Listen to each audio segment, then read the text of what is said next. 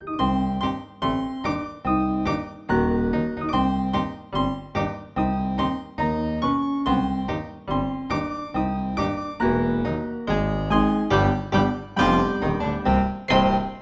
is a Fighting Monster, right?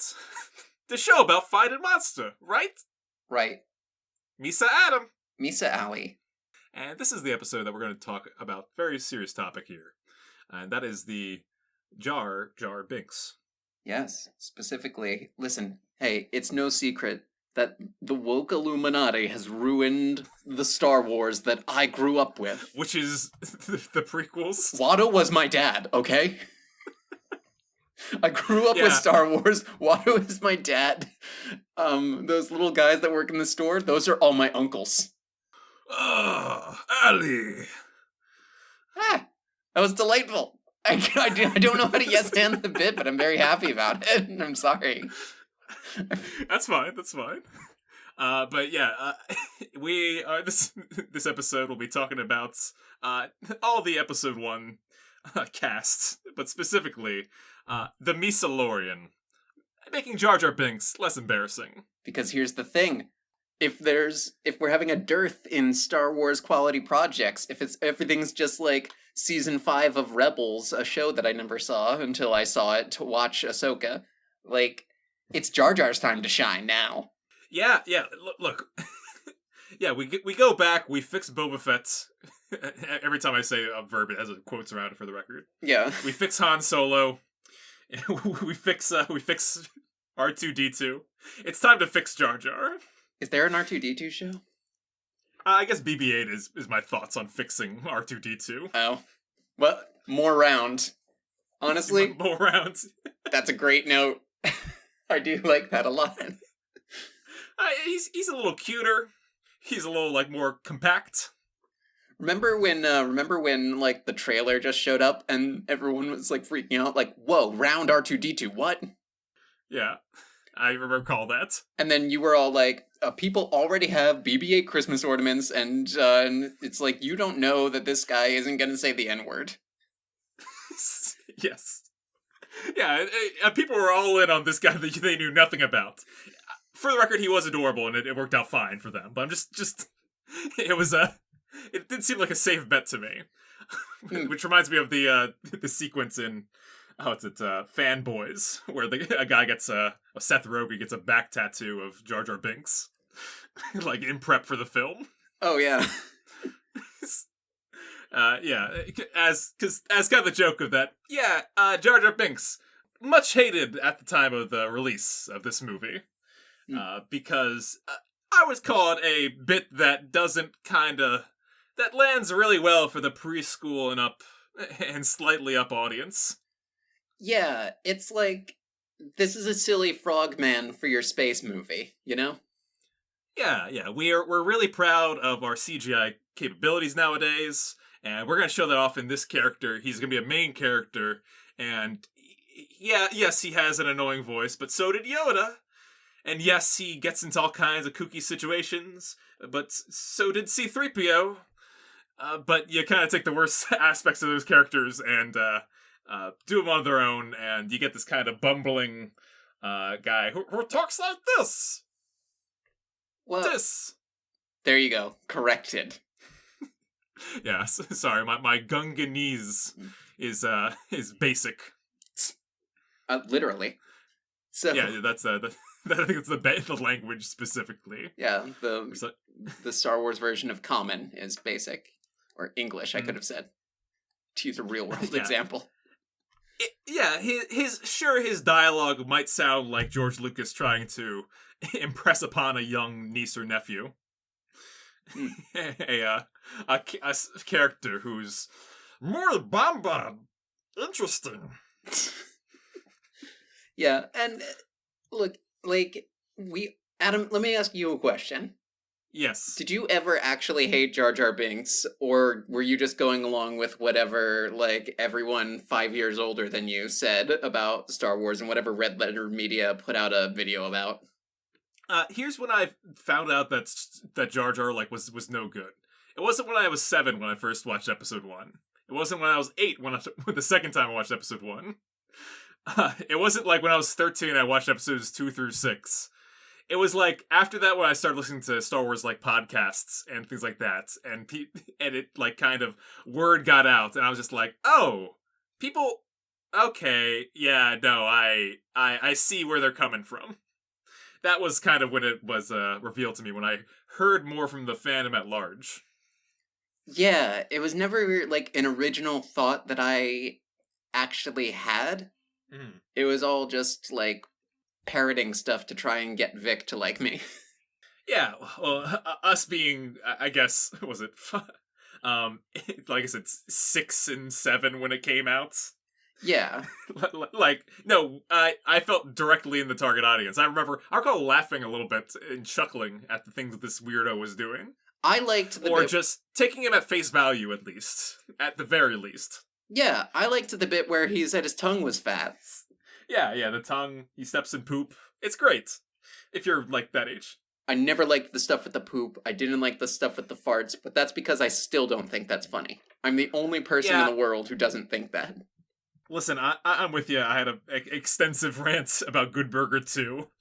How, like, fart jokes are the antithesis of this operation. Mm. But yeah, no, it's a blast for the kiddies in there. People take him all too people took him all too seriously, which is, I think, the great idea for this premise here is that let's take Jar Jar a little too seriously. Yeah, like people took that so seriously, and there was just like so much hate for Jar Jar Binks, and it was like, how dare my childhood be sexually assaulted? I heard that phrase so many times. Really? Over the course of my actual childhood. Like, yeah, fucking wow. South Park and fucking, like, people said that who were not yet born when the original trilogy came out.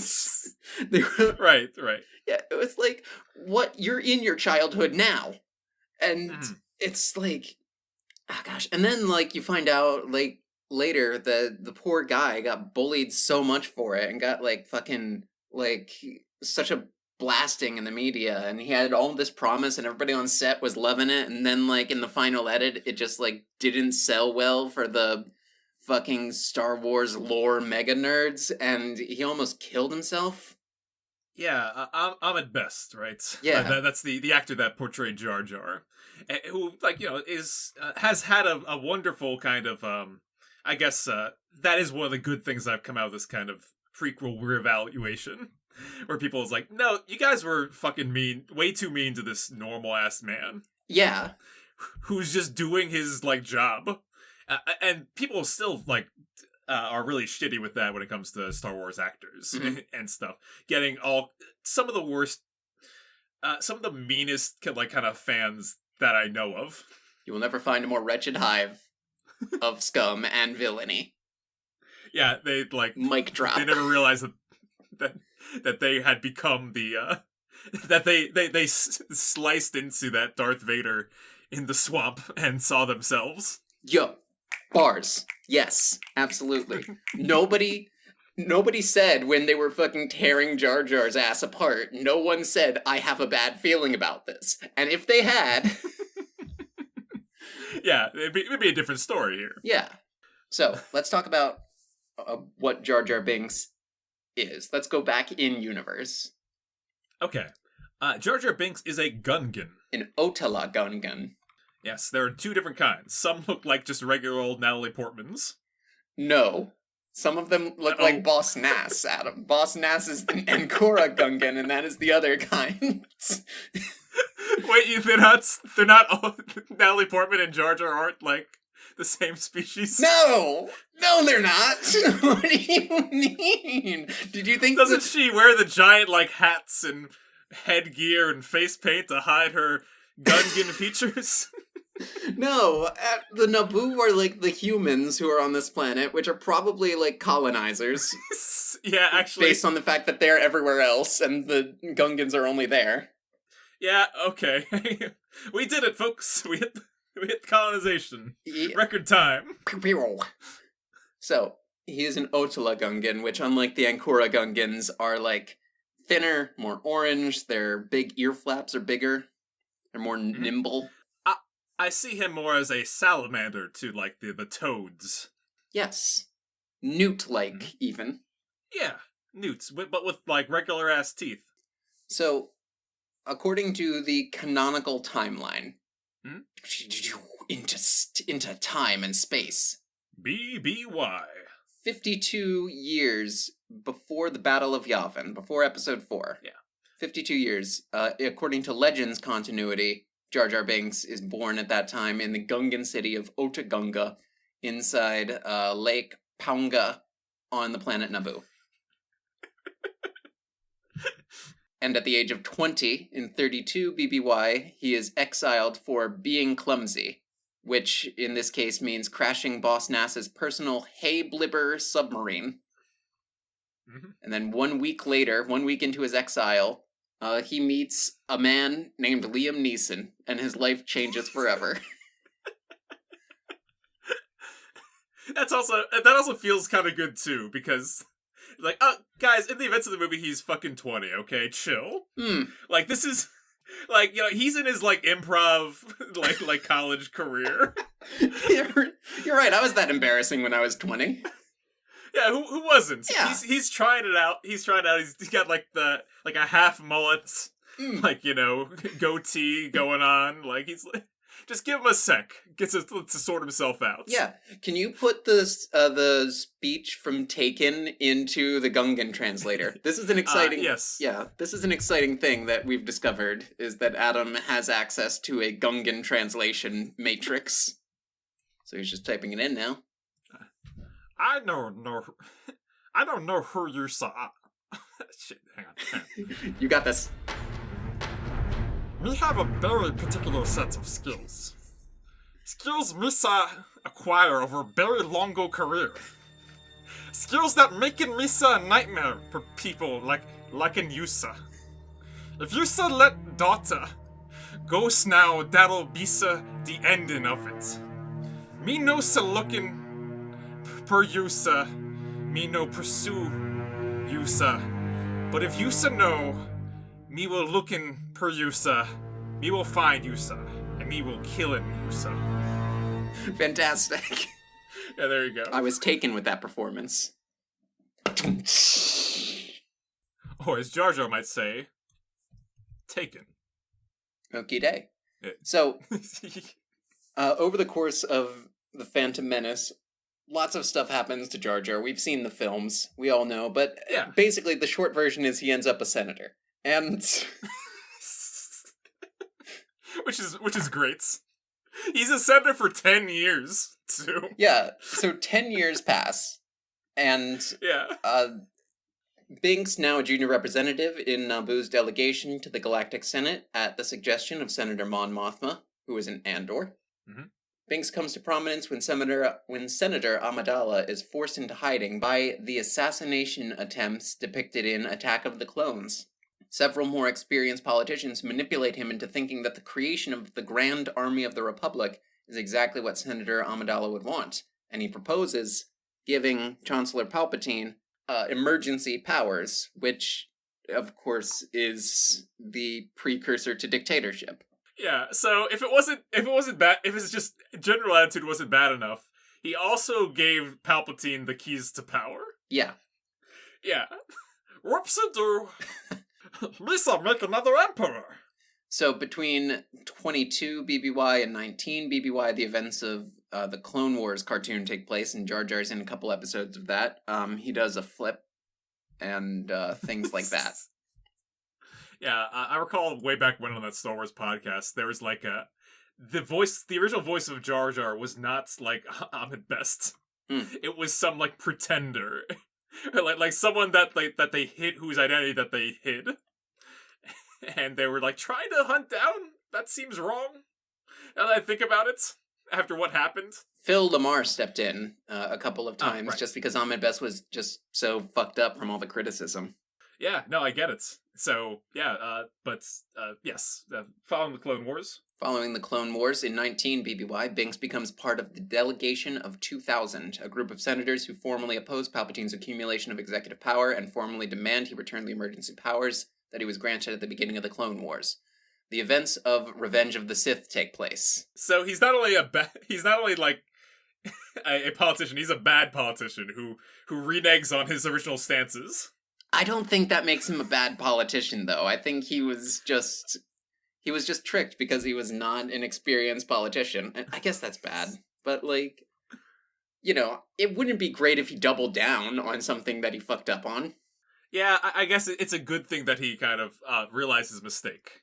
Yeah, and now that Padme is present, like, she can be like, you had them do what? Yeah, that's true. I was busy wearing my dominatrix outfit and talking to Anakin about how we couldn't be together, and then a tiger scratched open my midriff and awakened Allie's sexuality.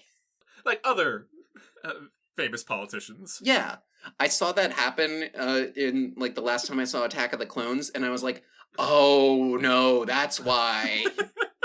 Oh, no. From Star Wars? Oh, no. It's pretty great. Sure. It's pretty, it tracks, you know? Yeah. So anyway, 26 years pass. Mm-hmm. And during that time, the events of the original trilogy take place.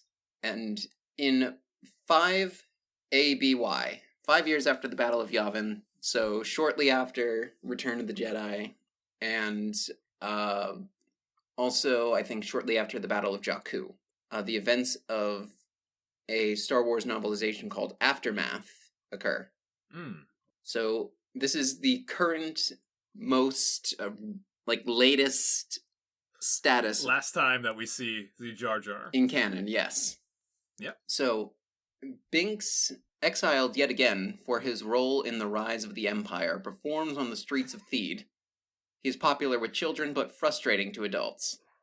Just like in real life. Just like real life. Yeah. One day he encounters Mappo, a refugee from the Golas station, a refueling depot in orbit around the gas giant Golas. The Empire abandoned the station and destroyed it on their way out as a scorched earth ploy. Mappo survived at the cost of receiving severe burns over half of his face. He lost an ear and most of his arm. And he survived, but his parents did not. He was about 10 years old at the time. So, after a conversation, Binks agrees to take Mappo in under his wing as his apprentice in clowning, and vows to make the galaxy smile again. Together, we will rule the streets as clown and clown. That's not true. That's impossible. Search your... You know it to be true. No.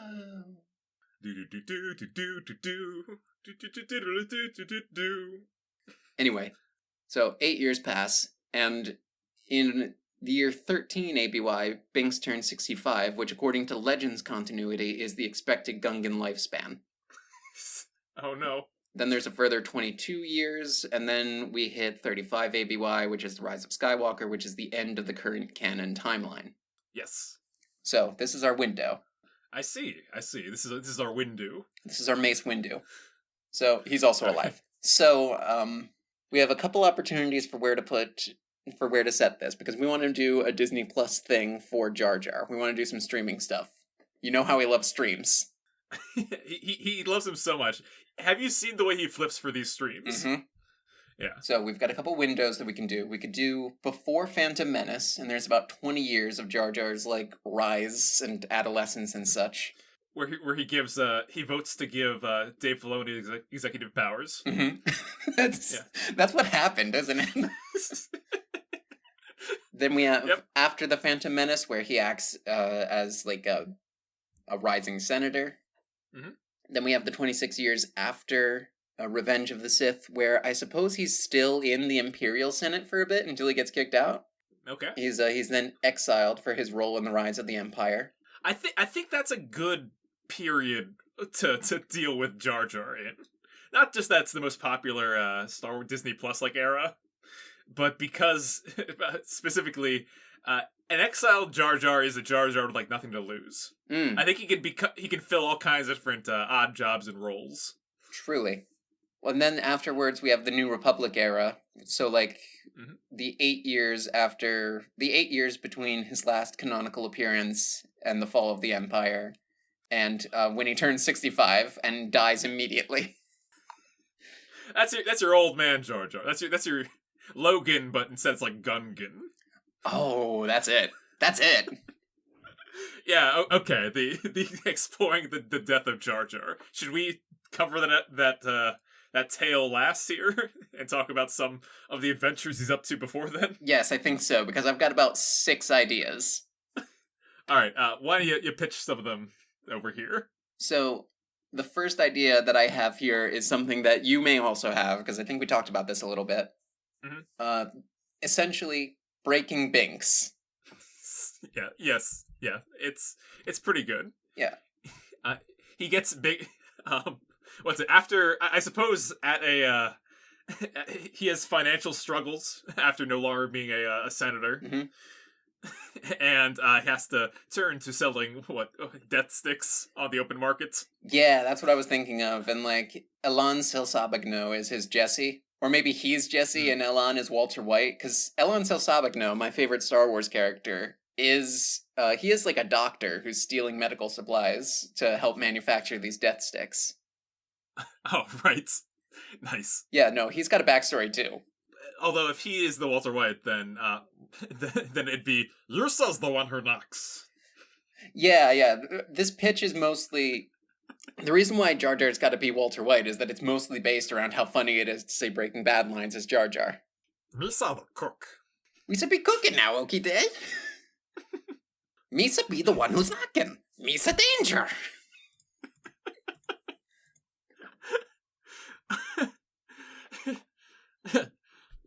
You're so goddamn okie day.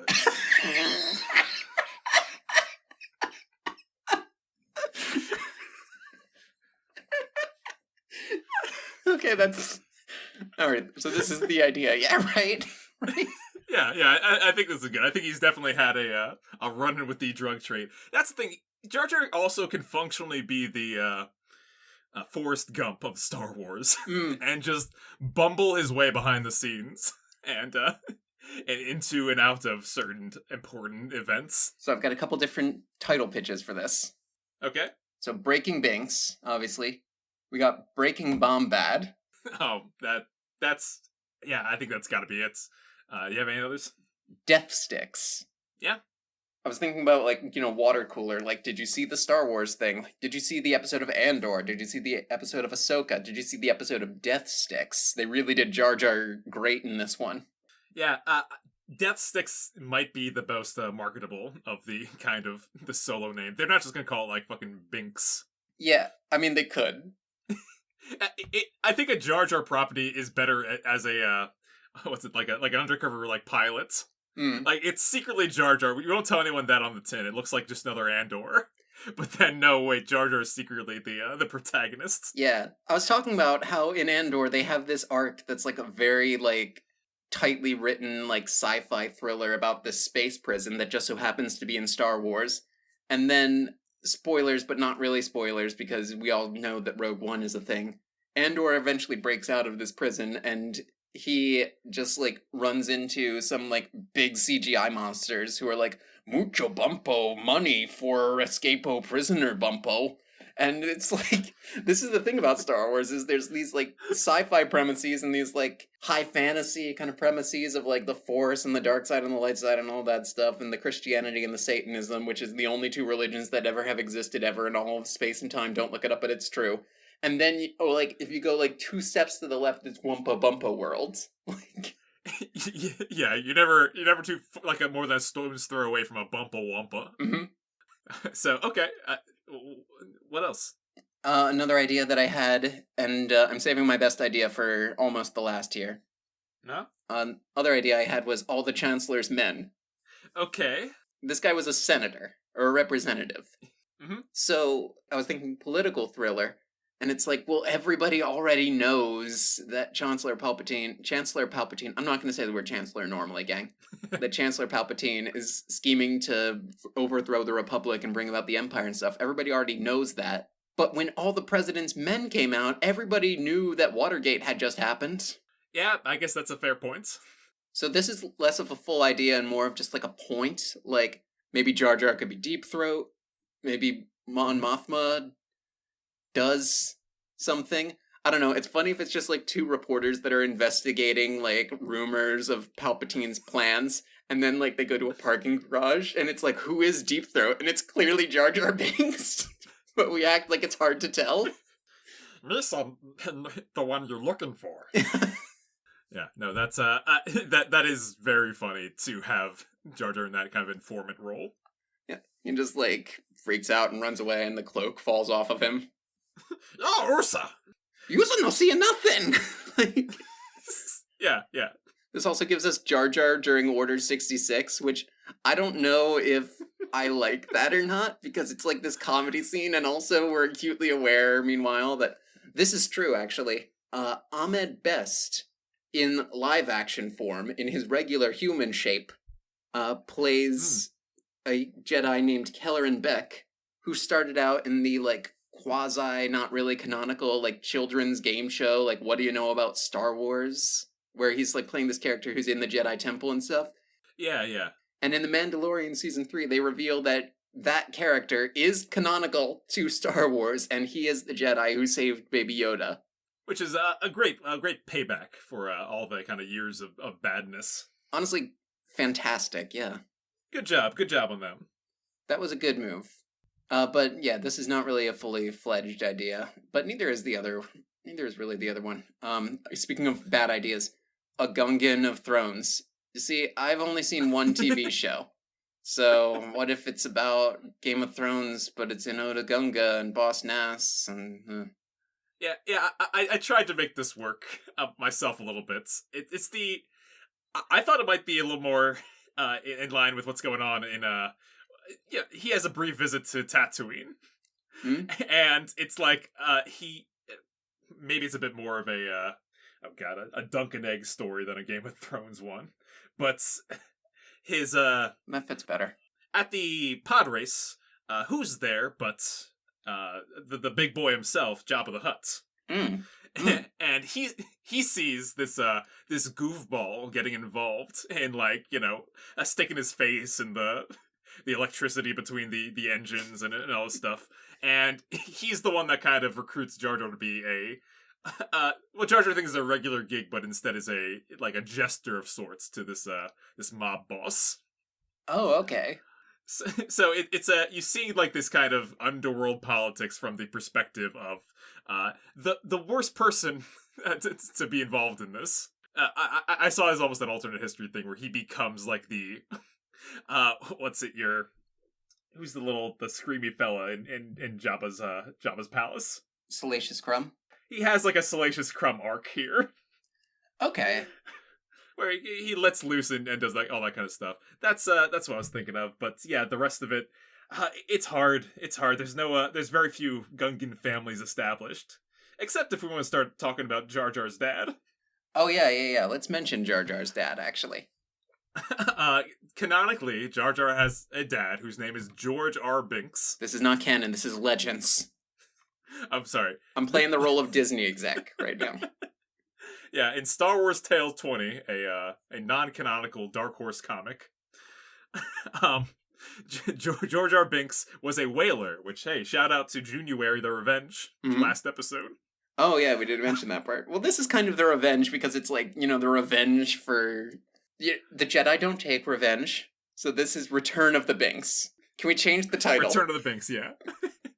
Yeah, so Binks and Son Whaling Company gets taken down by a whale.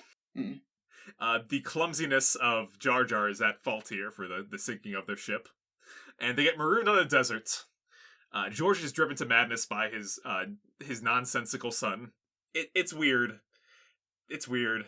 There's George R. Binks attempts suicide, and his wife comes to him in a vision and says, "Think about your son." And when he thinks about his son, he pulls the trigger. But only grazes himself, and is kind of cursed with having a son as nonsensical as Jar Jar. Basically, they have a very negative relationship, And I vote that we have that sometime in the past there was a reconciling between the two of them in a kind of goofy movie style adventure. Okay, yes. Good. Yes. I mean, hey, I'm glad we came up with the same idea. Like, for the first time ever, we're seeing it eye to eye. I also had this idea. Great. Because Goofy is one of George Lucas's original inspirations for Jar Jar. Yes. Reading that's what I think we both had the same thought bubble. I just watched a Goofy movie for the first time. Oh, nice. Like 1 hour ago. Oh, wow. It's good movie, right? Honestly, yeah. I mean, why did nobody tell me that Stacy was the coolest character that's ever been put to film? Well, there you have it. Yeah. So, but interesting point about the music, though. You know why it sounds so good? Why is that? So, the lead singer is Tevin Campbell, who is Prince's protege. On the backing vocals is Rosie Gaines, who is a frequent collaborator with Prince. Prince's producer produced it, and they recorded it in Paisley Park, which is Prince's home studio. This is a secret Prince song. That does it's like all the Prince ingredients, but without the writer of the ingredients. So that's fine. Yeah.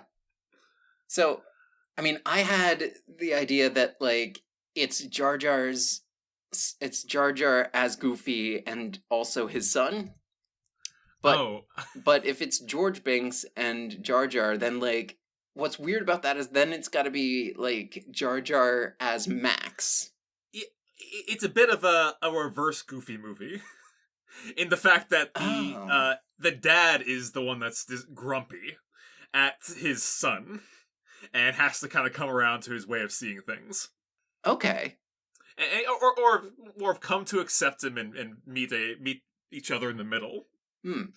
See, so maybe it does feel a little bit more like a Del Toro Pinocchio, now that I'm thinking about it. Oh, kind of, yeah. Their relationship, yeah. See, I was thinking that it was like I was thinking we pitched this as a live-action remake of a Goofy movie, except it ties into the Star Wars IP. You got to speak the language. Yeah, that's a really good idea, actually. Yeah. Yeah, instead of just being a bunch of dogs in the world, it's a bunch of assorted Star Wars characters. Yeah, no, it slaps. Now, when I had the idea that Jar Jar was Goofy and Jar Jar's as of yet unrevealed son was Max, like, the problem with this is, look, I gotta be honest, there's two kinds... Is it the Emperor bloodline problem? Where it's like, we can't see Jar Jar Binks in this setting? Well, we also don't see Goofy fuck. Like, we know. Like, yeah, we get it. Yeah, it happened off screen, but like, nobody thinks about that. We just don't address it. But here's the thing, people talk to me all the time about how they had crushes on Max and Roxanne like nobody's business. So how on earth are we going to make these Gungans hot? Okay. Gloves, first of all. Interesting. The gloves help, because they turn something that is not looking like gross to look at into something that like, oh, I can imagine a human hand under there. And the same method of animation is what gave him, some personality there. What if it's traditional animation? Okay, traditional animation, 2D Jar Jar is not a bad move. Honestly, it's a very funny thing to do to one of like the most CG characters ever. Oh yeah, it is.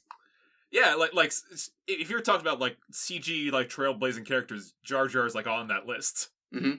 So that'd be a neat way to take him.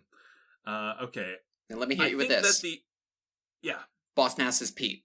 Boss Nass, very good. That's an excellent Pete. Yep. Boss Nass. I have any follow up for that. You don't need to. Okay, good. He's a great Pete. I think the Goofy characters look great because of their big eyes. Big expressive eyes with their little pupils bouncing around. Not Jar Jar's like kind of very almost like scientifically makes sense like little lizard eyes. He has very expressive eyes. You think so? I think they're beady. They're itty bitty. He has very expressive eye stalks. Yeah. I would lose the eye stalks. I would grow the eyes to a point where you don't even see the stalks anymore. Okay, well, yeah, if we're talking about cartoonifying the design, then that makes sense. Yeah, that's what I'm trying to realize. I'm trying to bridge the gap between Jar Jar and Goofy, and I think just I'm staring at this stupid headshot on Wikipedia, or as it is nowadays, Wokipedia. Wokipedia, whoa, you got the rainbow logo. That means Yeah. gay. Uh, but his fucking headshot here, his LinkedIn profile pic, they're too. I don't like looking at him. I don't like the color of his eyes. I don't like his little Sauron colored eyes. Well, maybe I'm the wrong person to ask how are we going to make the Gungans hot. Yeah, I should... You know what, yeah, let's go with what Adam is saying for this one, honestly, if we're talking about mainstream appeal here. Yeah, making him hot, I guess less lanky. My lanky buddies, I apologize, but it's not the look that makes it happen. Adam, Oh, you yourself are lanky. I know. I'm speaking from experience. You... Okay, Hey.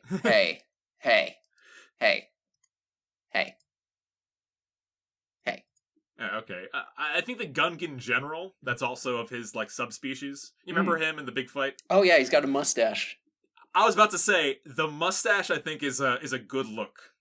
Oh yeah? That's I think that'd be the way to kind of, to fix up his kind of appearance a bit. Reinvent yourself. Go to the next year of college. Yeah. So, other idea that I have, the Goofy movie was my best idea. Actually, it's part of an idea here, but I think it's Jar Jar should start smoking. Oh yeah. Primarily to rasp up his voice, and I think he would sound immediately cooler and better and have more appeal. Now, I mean, people talk a lot about how, and this is false, but people talk a lot about how Jar Jar embodies Jamaican stereotypes. So I feel like that might cause a problem there. Also, Disney does not want to show its characters smoking. Yeah, that's true. But the death sticks. Yeah, that's the thing. So one of the concepts I had here was for a kind of a grizzled, like, 40s film noir detective taking place in Coruscant. Well, that ties in really well with all the Chancellor's men. Yes. This city has changed me. Yeah. Something of that era would be good. What's your next idea? My next idea is the killing Jar Jar. Okay, it's it's part of that kind of Jar Jar the villain popular theory from about 8 years ago or so, right? Yeah. Well, this, like the Breaking Bad pitch, started out with the realization that Joker lines as Jar Jar are also very funny. That's... Why so you being so more serious? You be getting what you fucking deserve now, okie day?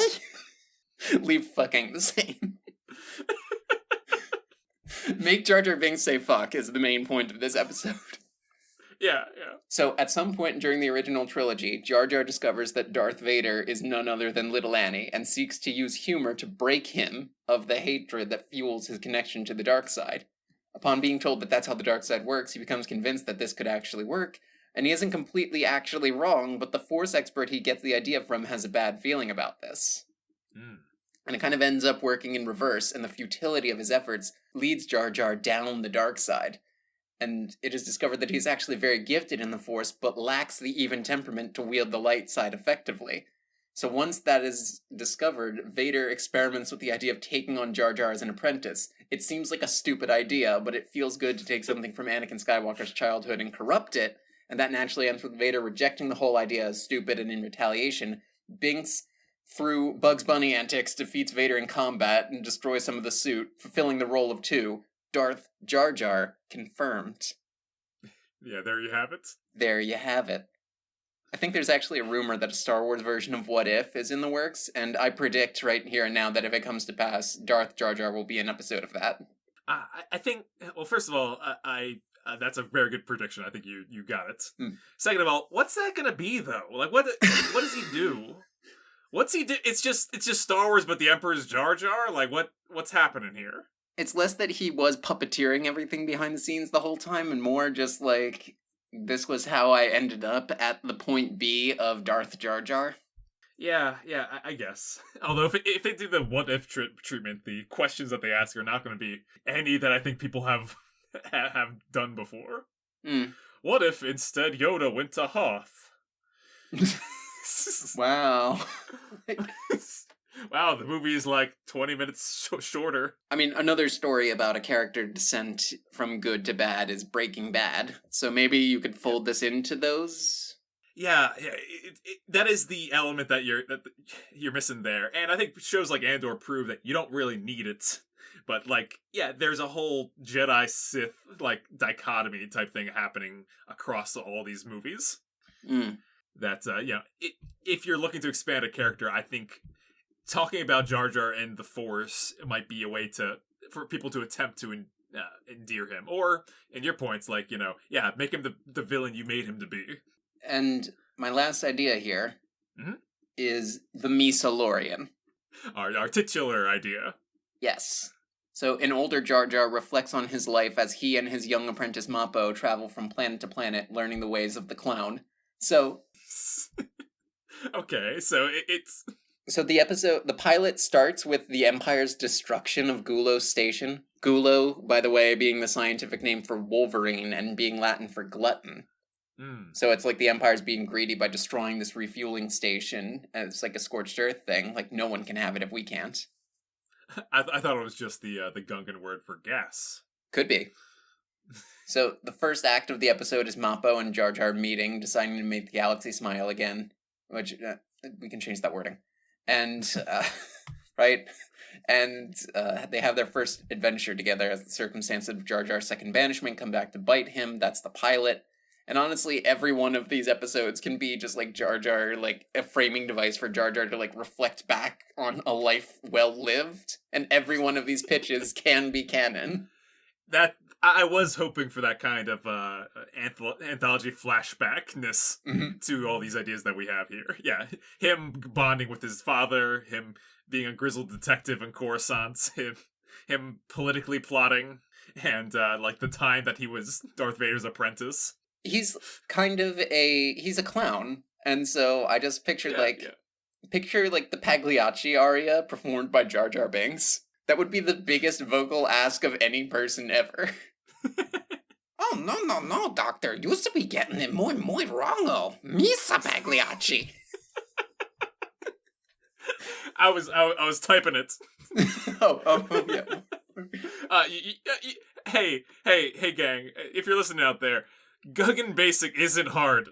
You can kind of wing it most of the time. I think they did in the film. Now, if this ends like Logan, and Jar Jar Binks dies at the end because he's 65 now, first off, Mappo would be 18, so that's convenient, because he's an adult. It's a birthday. As soon as he turns 65, it just like goes off like a light. Yeah.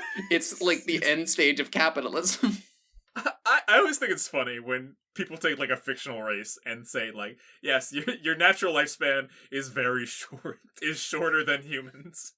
Like, you are not going to live. Your perspective is going to be different. But we're not going to explore it at all, so there is no point. Now, if Jar Jar dies in the last episode, the first episode has to be about Boss Nass's funeral. Okay. It's like a succession war. Is that what's going on here? Possibly. Boss Nass is all kinds of like, assorted sons and daughters who are vying for his underwater throne. Oh, that could be. We could do Succession, but with Boss Nass. They're all going like at each other to prove who can be the bossest. Unlistenable. So, also Mappo can deliver the last line of the series, which is the same as the end of Pagliacci. The comedy is finished. That is about right, yeah. So I've got titles here. We got the Meesa-lorian, got Jar Jar Gump, because that's kind of like, in the context of like a flashback anthology thing, the whole like all the political stuff kind of feels more Forrest Gumpy, like you said. Yeah. We could also call it the working title for episode 2, which is Jar Jar's Big Adventure. But it's good, but it sounds too kiddie for the tone I'm going for here. Yeah. And now I have Meesa, A Gungan's Tale. Yeah, that's really good. Just Meesa, because that's the listen, we joke about how Jar Jar didn't really land, but that little fella, he's a branding machine. Mm. He's dropping catchphrases left and right. There's so many words and phrases associated with him. There are. Yeah, in lieu of something just as like just Gungan. I think Meesa is really actually kind of poetic. That's also great because, like, I think The Mandalorian takes place around, like, 4 years into Mappo's apprenticeship. So, like, Mandalorian and Grogu could show up. Grogu likes Jar Jar. The Mandalorian is sick of his shit. That's, like, that's yeah, boilerplate Mandalorian episode. It's also, like, I do think it's a fun... Well, maybe this is coming from someone that has seen too much Kenan and Kel, but it is kind of fun to have a bumbling fella at the heart of your weekly sitcom. Or just it's easy to tell episodic tales with that kind of literal, like, troublemaker. Like, a problem arises every episode because of something that this fella did. I think a lot of the problems with, like, the more recent live-action Star Wars stuff, like post Rise of Skywalker, I think the problem there is that it takes itself very, very seriously. Muy seriously, even. How do you say serious in Gungan? Because that's a thing I came up on. Serious. Oh. More serious. Maybe you, like, put it in your mouth a bit. But, Excuse me? Well, when you say serious, it's like you gotta, like, speak from, like, instead of, like, putting it all the way up in your nose or, like, putting it all the way down in your chest, you just kind of, like, put it, like, directly over your tongue. My tongue is fat. Hey, my Jar Jar is right next to my Stitch. Mine too. Yeah, okay. Maybe that's just Jar Jar. I realized also, Lilo and Stitch the series. It's a show where everybody calls each other cousin, and they find the monster's one true place. What does that sound like to you? That's very fun, right? Yeah. Gonna tell my kids this was Finding Monster, right? Dibs on Stitch. I don't know why. I don't know why I said I wanted to be Stitch there, but I did. Allie, you're the Stitch of my heart. You are the Lilo of my brain. Thank you. You're welcome. I don't know if that works. So, oh yeah, but, like, it takes itself so self-seriously. Maybe we need, like, something to kind of take the seriousness out of it. In the original trilogy, you have Han Solo rolling his eyes at everything. Maybe in this, we have, like, the Mandalorian rolling his eyes at everything. I think it's okay. I think that people don't realize that this is part of the Star Wars DNA. That, like every one of the movies has some, like, a goofball in a way. There's some, usually, like, in the first trilogy, it's C-3PO is, like, the one for, like, the kiddies to laugh at. The first character on screen. And he's very important to it. I think a lot of people, like, erase that character from it, and it's an issue. Yeah. I think that's that's the importance of Jar Jar, is that he fills a similar role of, like, you need the comic relief, and this series sounds like it's going to function that way to, like, the series that are in this era. Yeah, like, something light, something to laugh at, something to redeem the character by spending more time with him. That's the thing about Jar Jar. I think that in this main story, I get why he's annoying while the Jedi are trying to do their thing. He might actually benefit from that, what I've described before as the protagonist mantle. That a couple of these, like, Disney Plus series are, like, cursed with, like Loki. It's Boba Fett. Yeah. Loki, Boba Fett, you say the same thing about Black Panther 2. It's like, the fun character who becomes the protagonist is all of a sudden has to do all the important protagonist things. That's a great thing for a character who's talking like this. You're right, yeah. Yeah, to redeem him by giving him, having him actually have to fill the protagonist role in a story could definitely work. Stepping into the weird three-toed shoes of a protagonist. Yes. Backflipping several times into those shoes. Well, I think we have a solution here, We do. and it's to do whatever I said. Final rating, please. Jar Jar Binks. 1 out of 10. I hate him. Hate his guts. Always have. I hate him, man. He ruined my childhood retroactively by being a part of other people's childhood. I should get all the childhood. Me! Fucking Stu, man. Stu the Star Wars fan, man. Let me tell you, no modern characters that exist mostly through CG that have this kind of staying power as Jar Jar Binks are very few and far between. Shrek. Well, Shrek was also from that time, never mind. Yeah. Like, big staples like Shrek. I guess the most recent one I can think of is, like, Thanos, maybe. Oh, I guess, yeah. But, yeah, like, but besides that, Jar Jar is he's like an icon of this era. I'd put him, right beside Shrek in the kind of the, we are in 99 to 2000. This is what's the future of cinema is. He has an important role in that. And he is neat. No movie... Okay, I should retract that. I can only think of one movie with an amphibious protagonist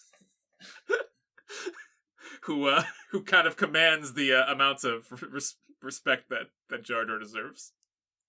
Is it Kermit the Frog? Yeah. But what about... No, you were right. Yeah, it's I think it might be easy at first to look at Jar Jar and say, like, oh, well, what about this guy or that one? And it's not... I'm sorry, I feel like I'm ranting here and I don't have a good point to lead to. I'm going to try and take that one more time. Go for it. He's a muy bombad. I'll leave it at that. Look, Jar Jar's great. There's no character that trailblazed the way that he did. Having a character that looked like him as a major in a major blockbuster as a main character is not something that happens a lot. No. Yeah, he is, I think, kind of the result of something that George Lucas found funny that not as many people did on screen, but that's okay. I think coming from George Lucas, it's kind of great. It's bombad. It's like this guy. I'm not saying that he doesn't miss. He clearly misses on occasion, but it's the same creative mind that came up with all this other stuff, and he thought that this would be a fun addition. And I don't think that it deserves any degree of hate that it has over the years. I think as a monster, Jar Jar Binks is very unique, memorable. You could pick him out in a lineup any day of the week, and that's hard to do. Yeah. I think that if I were giving him a score just based on, like, my own personal feelings, it would be, like, 6 out of 10. Yeah, I think I'd agree with that. But... I like significant historical significance is something, but he's a wet guy that has a long tongue. Yeah. I'll bump it up to an 8 out of 10 just for the retroactiveness of, like, how powerful his character is. He's the voice of a generation. He's the true hero of not just Star Wars, but all cinema. Him and Nicole Kidman. Yeah, Jar Jar is literally bigger than Jesus. He is 6'5", and he can dunk. And that's something that I can't say about any other Star Wars character. So, yeah, well, that's, there you have it. And that brings us to the end of June-uary the Revenge. You ask forgiveness, I bring you sweet revenge. It was happier this time. I think we did, we got revenge on 3 different topics in 3 different ways. Yeah. Yeah, no, I'm happy with where we landed, and I'm excited for next time when we experience love in a way that we haven't before. That's going to be one of those uncomfortable transitions. Real quick, well, do you want to look back on... Here's the thought. Mm-hmm. Now, at the end of our June-uary episodes, we normally do like a little bit of a look back. We've done 4 June-uaries, Yes. and they all have Jaws titles. Yes. And there's only 4 Jaws movies. Or is there? Or is there? As you know, Max Spielberg, in the year 2015, would go on to direct a very different Jaws film. One featuring a massive, in Hollow Max picture, Jaws 19, as seen in Back to the Future Part 2. Yeah, so next year, you'll have to wait 11 months to find out what the next June-uary theme will be. This time, it's really, really personal. That's actually a very on-brand theme for us. Yeah, no, I dig it a lot. This June-uary monster is my fucking dad. Like... So yeah, hope you had a fun time splashing in this time. This was also like I think it might be our first June-uary with actual like snow outside. Yeah. Don't always seem to go, you know? Right. So yeah, if you enjoyed this episode, share with a friend. Check out the other episodes in our backlog, and join us on our Discord. It's been popping out off over there lately. Yeah, we've been having a great time over there lately. A lot of Spec Evo stuff. Oh yeah. Learn about the future through learning about the past. Yeah, hope everybody had some beachy vibes this June-uary. It's cold out there. It's gonna stay. Well, it's probably gonna warm up immediately. Watch out for the inner circle. Oh yeah. Be aware. Hope you're done, cappers. Rise and shine. Oh God. See you in February, kids. Bye.